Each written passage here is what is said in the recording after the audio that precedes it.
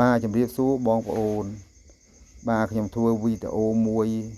ឆ្លើយតបទៅខាងបងប្អូនយើងលោកតែងសាកសួរថាប្រៀបគាត់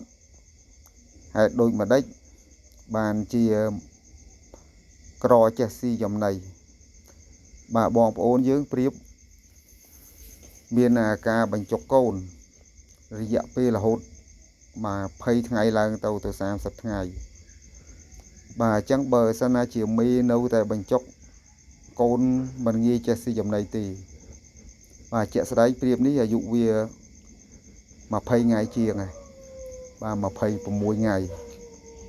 26 27ថ្ងៃអញ្ចឹងពេលដែលមេបញ្ចុកចំណីគឺវាមិនព្រមរៀនស៊ីទេតើតែមេវា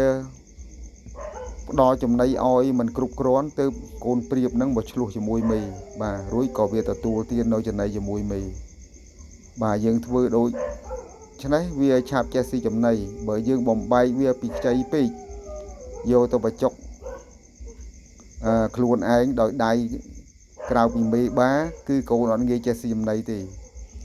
បើនៅជាមួយនឹងមេបាគឺវារៀនស៊ីតាមមេ